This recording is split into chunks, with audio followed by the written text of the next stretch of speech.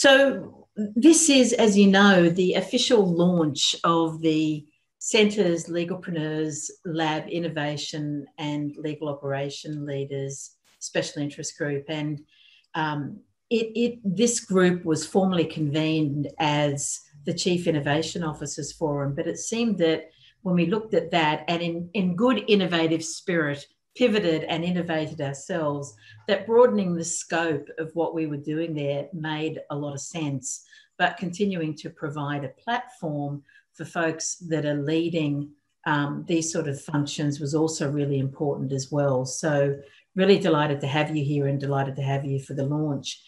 When it was convened as the Chief Innovation Officers Forum, some of you may know and indeed have downloaded a survey that we did of members of the forum to see the sort of capabilities that they were relying on and that they wanted to develop for themselves and for their team. And it's probably not going to surprise you to know that one of those top capabilities or wish list was the subject matter that we're going to dealing with today, which is Lean Sigma. So having identified the topic, it then became a really, really easy journey to find our way to Catherine McDonough. And for those of you that don't know Catherine, the answer to that is you should.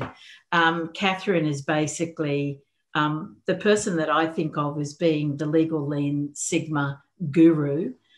She's located in the United States in Florida and is coming to us today in her evening. So very grateful to you, Catherine, for doing that. And she's going to take us through really not just Lean Sigma, but particularly the focus on that for our industry, which is legal Lean Sigma. So this is basically an introduction to, so we'll go all the way through on this. So Catherine's going to talk a little bit more about her work and also the Legal Lean Sigma Institute that she created and that exists and that I'm sure she will encourage you to get engaged with as well. So with all of that being said, we're delighted to have all of you. Catherine, absolutely delighted to have you and can't wait to have this session from you. Over to you. Thank you so much for the opportunity to join you for this launch. I'm very excited and I look forward to the days when we can be having this conversation in person because Australia is my second favorite country after my own. It's the place that I feel happiest and most comfortable. So I'm so excited to meet you all and to discuss one of the things that I have a deep passion for, which is using process improvement, not only for innovation, but to really create higher performing, higher functioning teams of people that are not just cross-functional, but diverse in every way, diverse in terms of function, experience, personality type, communication style. It's the reason why I really love this work so very much. So my hope is today to give you enough of a sample so that you'll be like, I must sit down for a full meal. So that's my goal today. I also hope you have a little bit of fun because this could be a rather dry topic to be talking about Lean and Six Sigma. So I know I'm amongst like-minded professionals. And so I hope we can take this time to kind of share the things that must be laughed at together. The good news is that there's practically unlimited potential for innovation. The sometimes challenging news is that we work in an industry that just prizes precedent so much that one person's or one organization's definition of innovation might be another person's or organization's, like that's not innovative. That's a baby step. It's almost like, the expression, I just laugh at it every time I hear it. That's out of the box thinking. Well, at this point in our careers, my new friends, we know some people's boxes are significantly smaller than other people's boxes. So what's out of the box for some is just, still in the corner of my box, right? So it's an amazing time to be using process improvement, project management, focusing on innovation, using design thinking, picking and choosing, from the science of these things is the art, putting it all together, because the innovators have come and gone. The early adopters, we're still like at the tail end of that. It's beautiful news for those of us that are focused now on transformation work, because there's the precedent to learn from and plenty of space, so much blue sky, so much opportunity. We have the best of all worlds right now. So it's practically unlimited potential for innovation. One of the reasons that I think process improvement, Lean, Six Sigma, and other methodologies are so good for innovation is we can achieve multiple benefits simultaneously with the application of these concepts and tools. So all 10 types of innovation that I'm showing you on this screen, we routinely see when we're doing process improvement project work, we are hitting every single area. So I'm that person that I'm trying to build in as many benefits as I can for every single thing that I'm doing. I'm sure you're all thinking similarly. It's like, why would we just have A or B when we could have D, all of the above?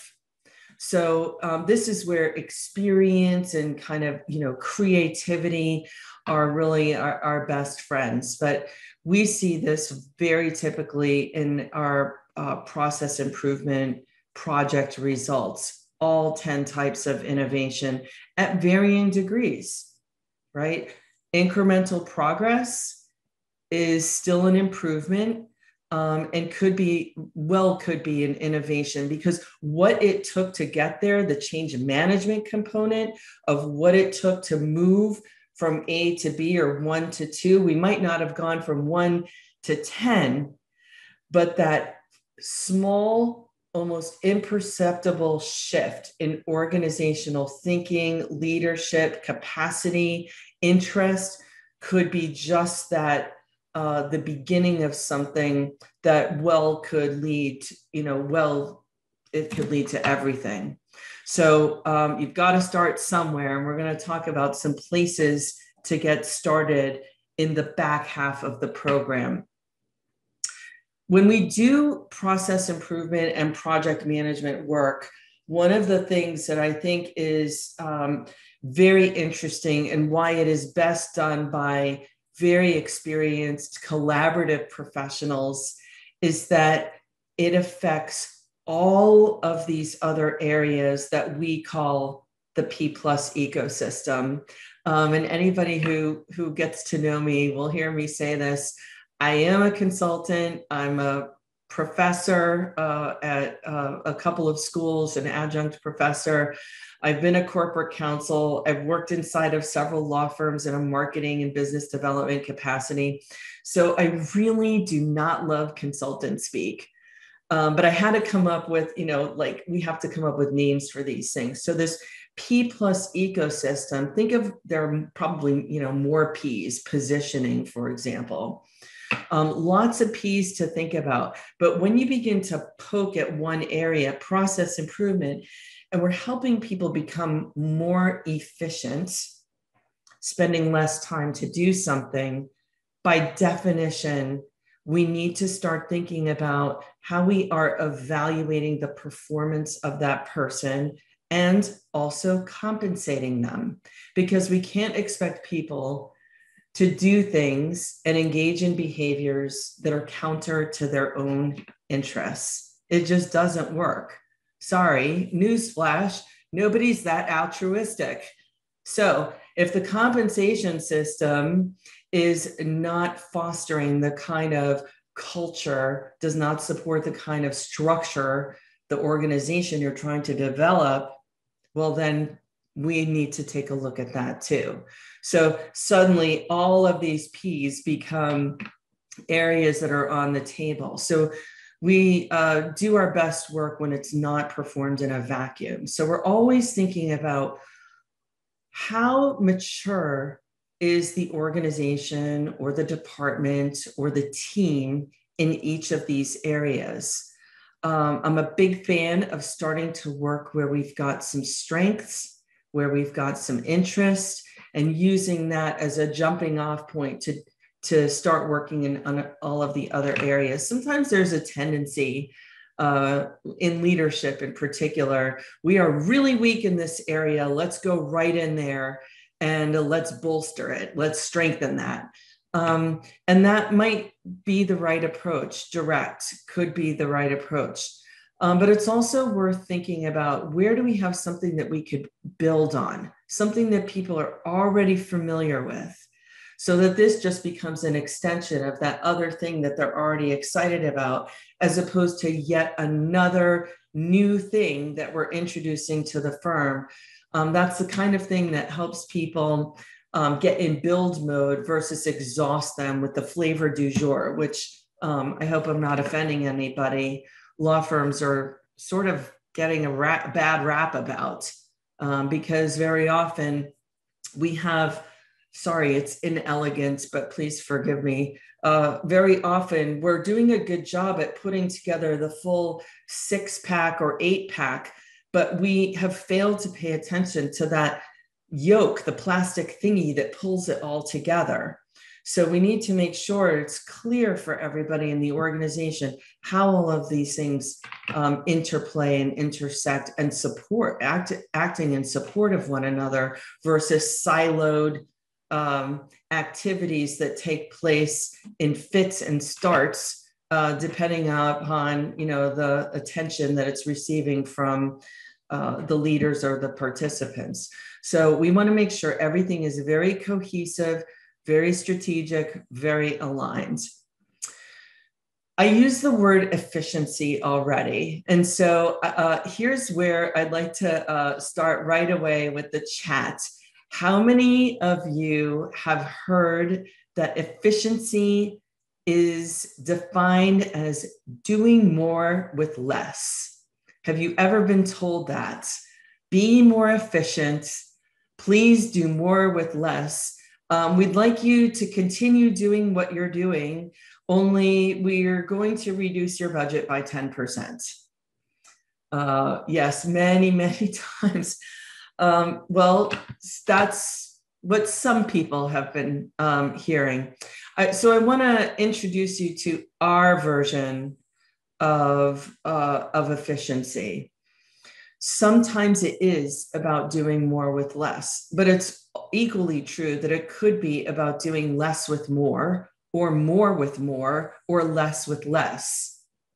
In fact, it's about taking the time to figure out what are the right things to do, and then how do we come up with a, you know, nice, sustainable way of doing those right things the right way the first time, every single time.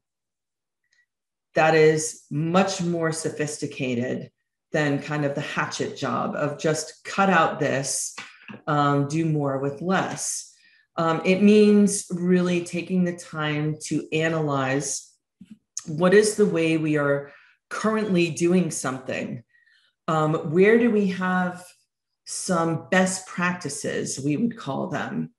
To my way of thinking, those are like hidden treasures. They're things very often we find people don't even view as a best practice. It's just something they have figured out how to do that saves them time or produces a higher quality product or service, something that clients just like. So when we do process improvement work, we're very careful to say to people, process improvement isn't only about figuring out where things are not working terribly well or where we have pain points.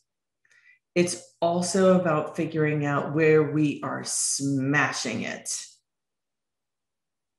And how do we take those hidden treasures and then teach everybody in the entire organization how to do that? So we have an optimized process. So now we've got good employee experience, good customer or client experience, and we've got good brand experience, right? EX, CX, BX all come together. And so does innovation at the intersection of process improvement and project management. It totally supports it. So this takes time, though, to look at the current state and then figure out what opportunities we have to either build on those best things or address where things are not working terribly well. So with that preface, I want to start getting into the introduction with you to the vocabulary of process improvement. I understand for some people, this might be a bit of a review. Some people might already be familiar with some of these concepts and tools, but I'll endeavor to do a little storytelling about how these concepts and tools have been used in different ways to do transformation and innovation work in different organizations. So we know lots of benefits of process improvement and project management. So these are the things that, we'll typically explain to an organization. Here's what you can expect, but nothing is more compelling than actual case studies with specific metrics and using data, right, to tell a compelling story. It also answers that question of who else is doing this and why did they do it? What did they do? And what happened as a result? The precedent, if you will. So I've got a couple of examples in today's materials. And believe me, there's more where that came from. Lots more. You will find there are organizations that focus on Lean and Six Sigma, and there are other organizations that focus on, say, design thinking, and there are still other organizations that offer project management, consulting, and training, that sort of thing. And we think they are all wonderful. We do. It's just that for us, there is really very little point, as one of our clients, he said it best, there's no point in having an optimized process if there's no one to manage it well. And there's no point in being great at managing a terrible process. That's what most of us are already doing. We're already project managers and doing our level best to cope with things that really, when you step back, you analyze it and you're like, who in the world built that thing? We never would have designed it that way if we were building it today from the ground up. That thing, frankly, is an unholy mess. So asking people to get better at managing that process every time they have to do a project is like, it's just adding to people's stress. It's practically asking for the impossible. And at a time when people are, figuring out, can we return to the office? There are different ways of working now. We're looking at generational drivers. We're looking at new client drivers. So, one of the things that I love to laugh at is the expression, we'd like everybody to be working at 110%. We want you to give us 100. I am sorry. I have 100. That's what I've got. There is no extra 10%. And so at the same time as we're now focusing on things like wellness and mental health in our profession and work-life balance, and how do we become work-friendly places. Thinking about different ways of doing our work, we want to have good processes that are managed well so that we don't have rework. So I want you to start thinking about if you're in a law office or law department in particular, what have you done in the last month that has not been done correctly or fully the first time? In other words, where have you had to do something over? And ladies and gentlemen, that would include things like review, draft, edit, review, finalize. So thinking about those kinds of work, where is work, increasing? Where do you have repeat, high volume type stuff? Things that are paper intensive. Those are perfect areas for figuring out which process improvement methodology is best for application, and then trying to make that process better. Because when the process is better, you're going to be able to manage it much more easily, almost by definition. There's clarity. Everybody knows what their role is in the process. You understand what the workflow is. Ideally, you'll also know how much time something should take and what it will cost. So we're getting into things like pricing and budget predictability, which every client, this is becoming table stakes. We all know that. So to do some really innovative things around data, that's a whole other program that we could talk about. Today, I want to introduce you to the methodologies that we use most often. We actually invented Legal Lean Sigma. It is different, obviously, the way that we use concepts that came out of manufacturing, Lean out of Toyota, Six Sigma out of Motorola. The way that we employ these things is different in legal. We are delivering work product. It's not the same as creating, an automobile or a medical device, for example. And so it's unique enough. We actually have the registered trademark in Legal Lean Sigma. So we can kind of laugh a little amongst ourselves that, yes, legal, we're so different. But the reality is we are. Our work product and our service, that is what we are offering. And so being able to translate the concepts and the tools so that they fit for our environments, our culture, it took some doing. I also will share a little bit about how we've taken our own process improvement advice and applied it to design thinking, and have merged the two things. And then also we have a registered trademark in something we call the legal workout, which is a workshop style approach to getting very accelerated process improvements by collaborating. And so it borrows from design thinking, project management, and various of these process improvement methodologies. So we'll talk about those three. I mean, you guys already sort of know what pure technology and process redesign and RPA, artificial intelligence, what they look like. So all I really want to say about those things is I'm a huge fan of technology. I've spent time selling technology. I've carried a bag. I've done outside sales. I love it. Technology is absolutely likely to be part of every process improvement solution, but in and of itself, it is a solution looking for a problem. And so if you take away anything from today, please hear this: process first, then technology.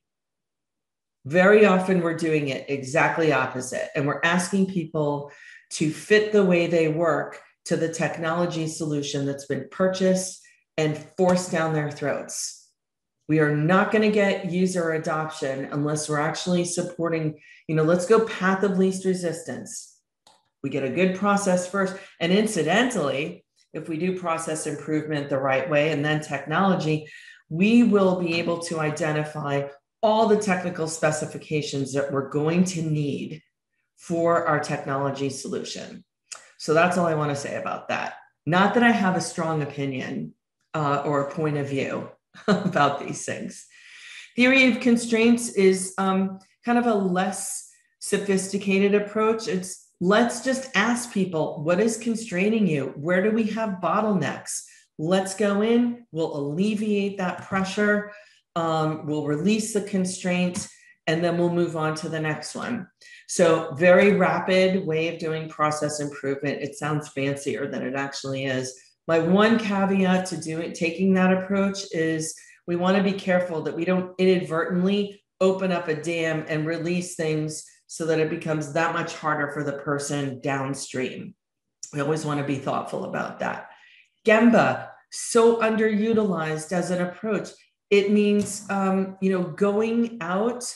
It's a Japanese word. It means management is going to where the work is being done, where the value is being delivered to the client. We would probably refer to that as something like, management by walking around type of a thing. It's different. It's going and actually observing, and we're capturing in a very organized fashion. What is the person doing? How long does it take them to do? How many steps are they taking? How much wait time is there between the steps? And what's the actual yield? What's the output? What are they actually producing as a result of these things?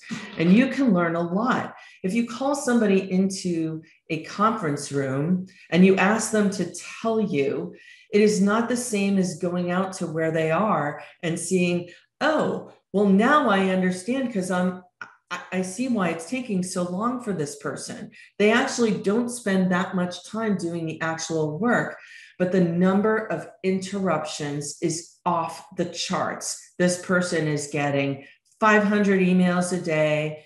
Their desk is right near where the kitchen is, and people are constantly stopping to say hello and chat. So you get an idea of the environment in which the person is actually working. 5S is the kind of thing that you typically see in operating rooms and factory floors. It's a very visual way of organizing workspace, where it's the sort of thing where it's like everything has a place and everything is in that place. You can see where something is missing, which is good for an operating room, and you want to make sure that you're not missing an instrument or a sponge before you close up your patient. So it's good for enhancing safety, ergonomics, but also flow. If you haven't yet seen it, I would recommend watching. There's a movie called The Founders. And I see Melissa's giving me a thumbs up. The Founders is the story of how the McDonald's guys came up with the speedy delivery system. And they've organized and redesigned their workspace on a tennis court with chalk. And they're getting workers to try it. Let's try it this way. Oh, we keep bumping into each other. That doesn't work. Let's put the French fry thing over here. So 5S is very like that, and simulating and trying something until you get kind of that good flow where it just feels right and you're not making mistakes. People know, people will tell you when it's working for them. So what I love about 5S is not only are things beautiful and tend to be color coded and beautifully labeled and you can quickly see things, but it's user-centered design is at the base of it. So it's beautiful. Plan, do, check, act is kind of the mother sauce of process improvement. PDCA was invented by Dr. W. Edwards Deming. He is like the god of process improvement. kind of, single-handedly credited with helping Toyota and lean. So it's a good segue into lean. Lean, what I want you to remember about lean is that the whole thing is to take a look at the way we're currently doing something and seeing where we have one or more of these kinds of things that you're seeing in our process. Those instantly become candidates for reduction, if not outright elimination. Lean calls these things waste. But what I don't want you to get confused about is just because it's called waste and it's a category of waste, it doesn't mean we're going to get rid of it. It just is a candidate for reduction, if not elimination. So we've got all sorts of things. We know defects are very simply, they're mistakes. Anything that's not done right the first time, including drafts, reviewing, editing, anything that's not perfect, but also obvious things like you have a typo, you missed a filing deadline, all defects, plus anything that flows from fixing that mistake. There's a lot of defects in our work. Some are okay, some are within a range of acceptability, and others are not. Others are the kind of thing that make compliance difficult, that make your malpractice carrier shake in their boots. And we want to show, I have clients that have worked on things like intake, conflicts, and they can demonstrate their process is so good that they actually have been able to reduce their malpractice premiums as a result. So the projects have already more than paid for themselves. Overproduction, we made too much of something. I, the client, asked you for a one-page memo that I could share with my board. You, the law firm, have decided you want to dot your I's and cross your T's, and you have given me a color-coded, 3-ring binder that I can't forward on to anybody. It's overproduction. Waiting, part of every process, non-utilized talent. How do we get lowest cost resource capable of doing the task? And that may vary from project to project. Transportation, the movement of things, not only hard copy things, I'm moving this from here to here, but also electronic things, emails, files, inventory, or things waiting to be used, work in process, voicemails, emails, stacking up as you're not paying attention to your inbox because you're so engrossed with today's discussion. Motion, what people do. It could be something as simple as needing to get up and walk across the room or the office to get things from a printer, or needing to travel from, let's say, New York to Sydney to go to a meeting. Extra processing is in so many of our processes. It's until we start to actually look at all of the activities, sometimes we don't really realize how many steps there are in our process because we're kind of on autopilot. So sometimes people, when we'll map things out, people will say, why is that in there? When did we add that? Okay, there was that one time where things weren't working, so we did that workaround, and then suddenly that became the way we do things around here. This happens all the time with our legal processes and our business processes. So lean is taking the perspective that if we can reduce, if not outright eliminate, one or more of these 8 kinds of waste from our processes, by definition, we will have a simpler, faster process at the end of it. So we're going to carefully look at the way we currently do our work, see where we have these candidates, and then we're going to measure things. We're not going to start chopping yet. We're going to measure the effect of these things. And then we'll decide what actions we'll take. So that's lean. Now, it used to be that we had the Lean Six Sigma wars, but now Lean and Six Sigma are friends. So first, people want to know, like, what is Six Sigma? It sounds complicated. And I could give you the whole, it's a statistical standard of measurement, and we're looking at how do we calculate, standard deviation and things like that. And I will tell you that I went and I got my Six Sigma green belt. I was in a room with engineers who were talking about, how many angstrom units thick their silicon wafers were. And my head exploded when I was told I was going to have to manually calculate standard deviation to get my green belt, because math is a 4-letter word for yours truly. So what I really want you to know about Six Sigma is a super high standard of quality. We're measuring quality. And a Six Sigma process is one in which we are only making 3.4 mistakes out of every 1 million opportunities to make them.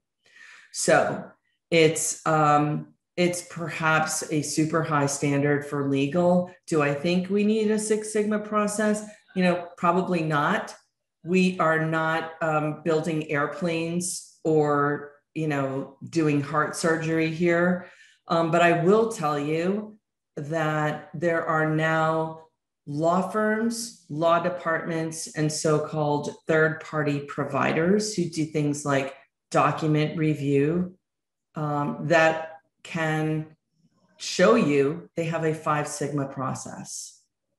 So I will tell you, as a former corporate counsel, I am not hiring a law firm to do document production over a third-party provider that can show me they know what they're doing, because they have a process for it, and they are constantly measuring it and improving it.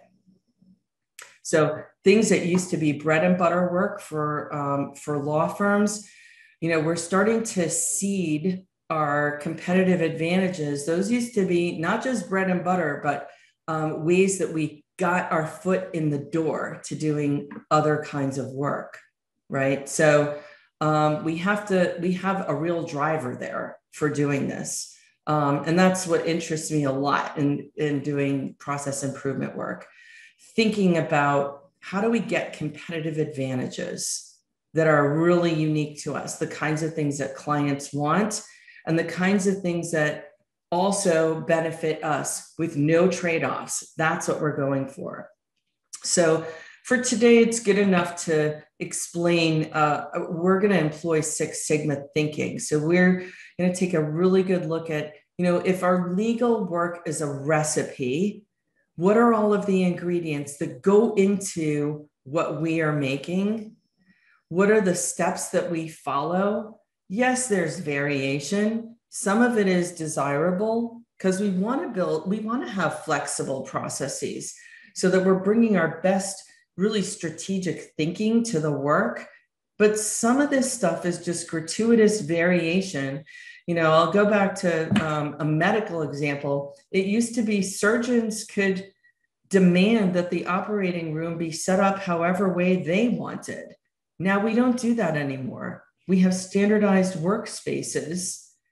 And, there's a lot of that, sorry, lawyers, but a little catering to individual preferences. I will tell you, from the client perspective, consistency is the first sign of quality.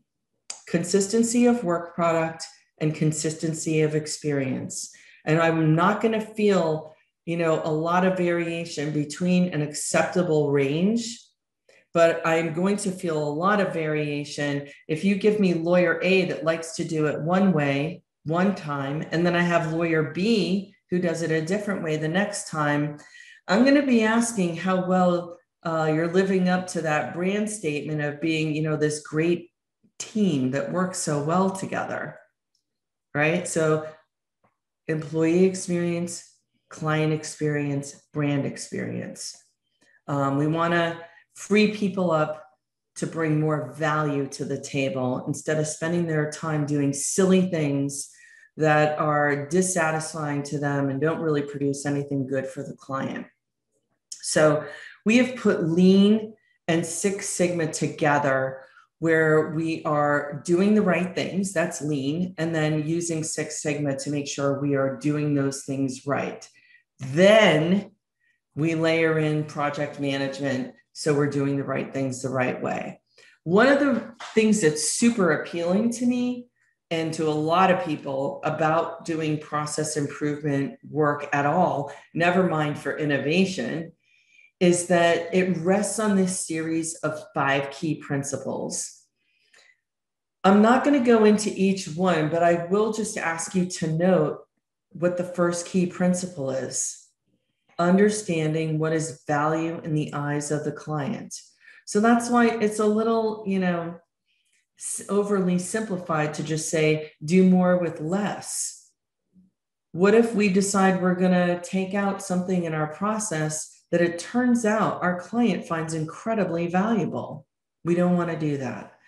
So we're always going to understand. And when I say client, I mean not only the external client, but the internal client as well, because a process always exists to serve the people who are using it, as well as the end users of the process, the people who will, benefit from that which is being produced, both the work product and the service.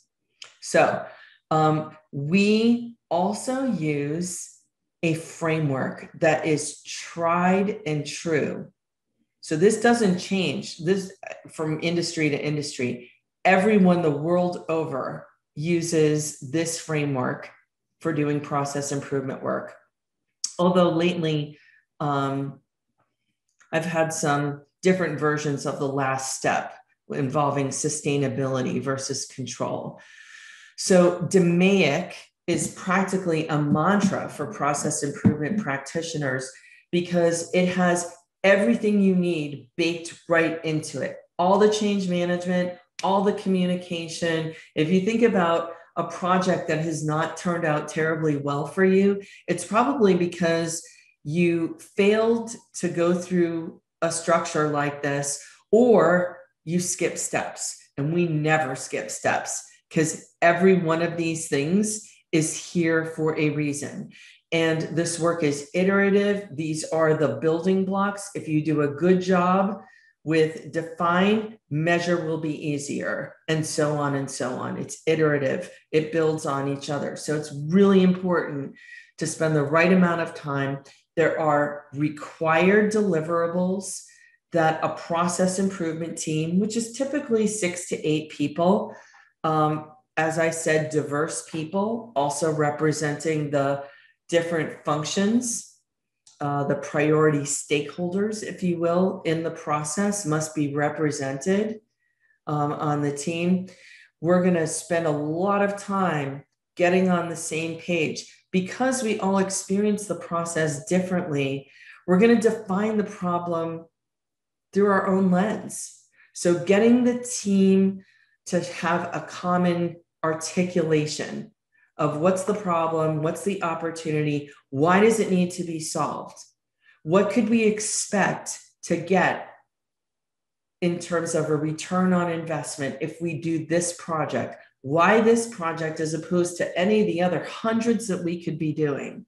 We're going to make a good business case. We're going to talk about scope. We're going to set a goal. We're going to make sure that we pick the right thing to work on in the first place.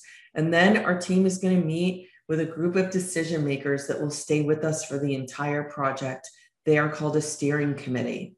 So we've got points and counterpoints. We've got checks and balances. We're bringing the steering committee along in our thinking. So by the time we get to improve, and by the way, if you're a fix-it type person like me, I think I'm pretty smart. I have a good idea of what needs to be solved. Let me just go do that.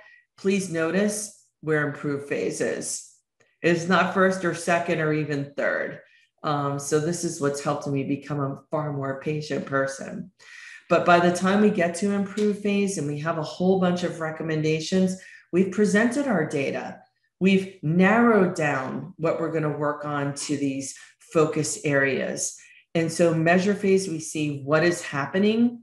And then analyze phase, we figure out why those things are occurring. Now, when we get to improve phase, we are laser focused. We're going right to root cause, and we're going to fix those things, and it's going to make everything a whole lot better. Now we have expanded the appetite for innovation because we have a shared definition of problem and opportunity. We all have the same understanding of what is happening and why those things are occurring. So you're creating better conditions for doing innovation work if you follow this framework. And then control or sustain is we lock in the new process to make sure people get a chance to say, oh, that's the way we do things around here very quickly. So super quick introduction to some vocabulary of Lean and Six Sigma. Project management is sometimes a really good place to start because I feel like everybody identifies with that. They're like, we're already doing project management work if you think about it. All day, every day, we're managing projects. So it's something that's familiar to people. You might not have a formal process. I think you should have a process for doing project management work because you won't be surprised to hear in my world, I think of everything as a process, a series of repeatable, describable steps that generates an outcome. Everything. Making my coffee is a process. Brushing my teeth is a process. And you do the same thing.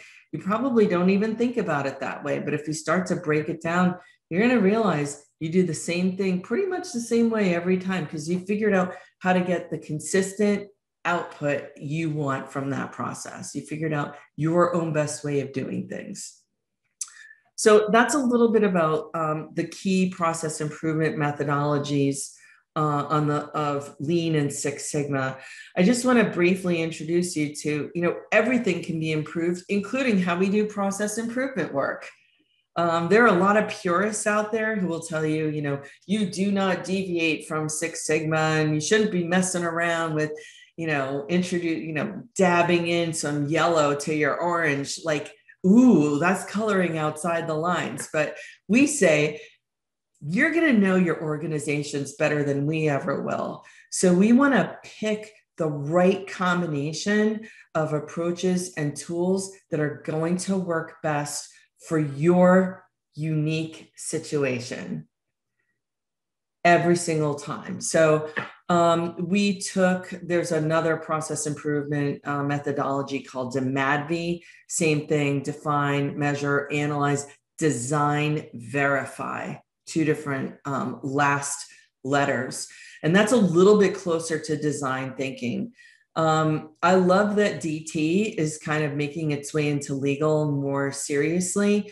But again, what I struggle with as a former practicing lawyer and executive inside of a firm is people don't have time to figure out how to make this stuff work for them. I barely had time to do my own process improvement project. And it was part of my, interest as a director of business development and doing client development work.